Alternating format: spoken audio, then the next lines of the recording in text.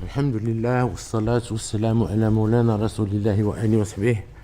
شعبي العزيز، نخلد اليوم بباغي الاعتزاز ذكرى 49 للمسيرة الخضراء، وهي مسيرة سلمية وشعبية مكنت من استرجاع الصحراء المغربية وعززت ارتباط سكانها بالوطن الأم. ومنذ ذلك الوقت تمكن المغرب من ترسيخ واقع ملموس وحقيقة لا رجعة فيها، قائمة على الحق والشرعية والالتزام والمسؤولية.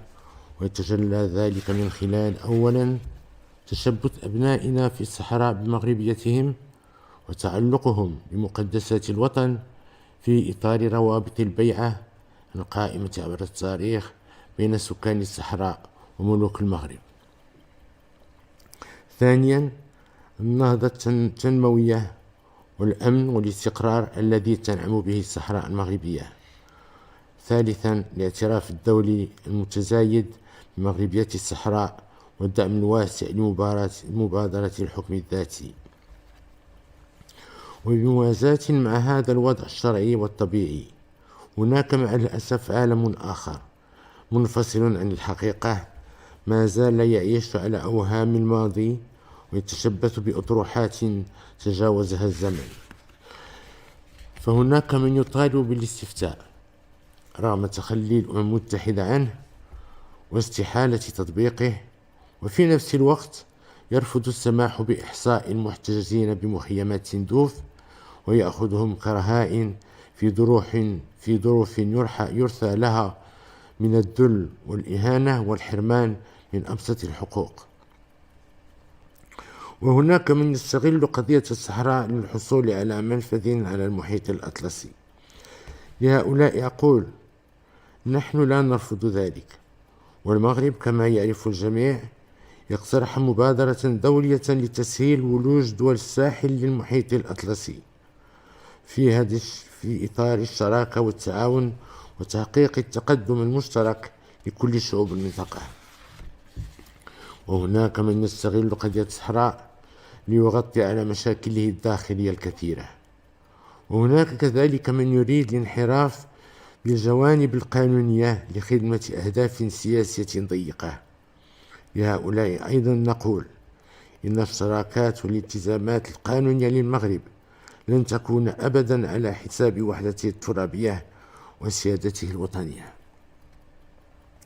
لقد حان الوقت لتتحمل الأمم المتحدة مسؤوليتها وتوضح الفرق الكبير بين العالم الحقيقي والشرعي الذي يمثله المغرب في صحرائه وبين عالم متجمد بعيد عن الواقع وتطوراته.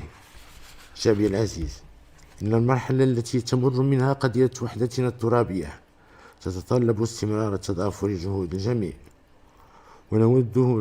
ونود الإشادة هنا على وجه الخصوص بروح الوطنية التي يتحلى بها المغاربة المقيمون بالخارج وبالتزامهم بالدفاع عن مقدسات الوطن والمساهمة في تنميته. وتأجيلا لارتباط هذه الفئة بالوطن، قررنا إحداث تحول جديد في مجال تدبير شؤون الجالية المغربية بالخارج، وذلك من خلال إعادة هيكلة المؤسسات المعنية بها بما يضمن عدم تداخل الاختصاصات وتشتت الفاعلين والتجاوب مع حاجياتها الجديدة. لهذا الغرض وجهنا الحكومة للعمل على هيكلة هذا الإطار المؤسساتي على أساس هيئتين رئيسيتين. الأولى هي مجلس الجالية المغربية بالخارج، باعتباره مؤسسة دستورية مستقلة يجب أن تقوم بدورها كاملا كإطار للتفكير وتقديم الاقتراحات وأن تعكس تمثيلية مختلف مكونات الجالية. وبهذا الخصوص ندعو إلى تسريع إخراج قانون جديد للمجلس في أفق تنصيبه في أقرب الآجال. أما الثانية فهي إحداث هيئة خاصة تسمى المؤسسة المحمدية للمغاربة المقيمين بالخارج، والتي ستشكل الدرع التنفيذي للسياسة العمومية في هذا المجال. وسيتم تخويل المؤسسة الجديدة مهمة تجميع الصلاحيات المتفرقة حاليا بين العديد من الفاعلين وتنسيق إعداد الاستراتيجية الوطنية للمغاربة المقيمين بالخارج وتنفيذها. ستقوم المؤسسة الجديدة كذلك بتدبير الآلية الوطنية لتعبئة كفاءات المغاربة المقيمين بالخارج التي دعونا لإحداثها وجعلها في صدارة مهامها، وذلك لفتح المجال أمام الكفاءات والخبرات المغربية بالخارج ومواكبة أصحاب المبادرات والمشاريع. وإننا ننتظر من هذه المؤسسة من خلال الانخراط القطاعات الوزارية المعنية ومختلف الفاعلين أن تعطي دفعة قوية للتأطير اللغوي والثقافي والديني لأفراد الجالية على اختلاف أشجارهم. ومن أهم التحديات التي يتعين على هذه المؤسسة رفعها تبسيط ورقمنة المساطر الإدارية والقضائية التي تهم أبناءنا بالخارج. كما نحرص أيضا على فتح آفاق جديدة أمام استثمارات أبناء الجالية داخل وطنهم، فمن غير المعقول أن تظل مساهمتهم في حجم الاستثمارات الوطنية الخاصة في حدود 10%.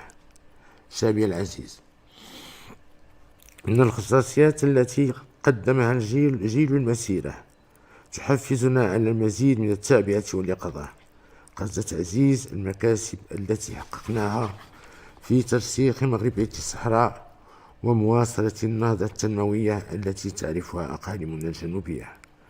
وبنفس الروح يجب العمل على أن تشمل ثمار التقدم والتنمية كل مواطن في جميع الجهات من الريف إلى الصحراء ومن الشرق إلى المحيط مرورا بمناطق الجبال والسهول والواحات. ونختم هذه الذكرى المجيدة لاستحضار قسمها الخالد وفاء لروح مبدئها والدنا المنعم جلالة الملك الحسن الثاني أكرم الله مثواه وأرواح كل شهداء الوطن الأبرار. والسلام عليكم ورحمة الله تعالى وبركاته.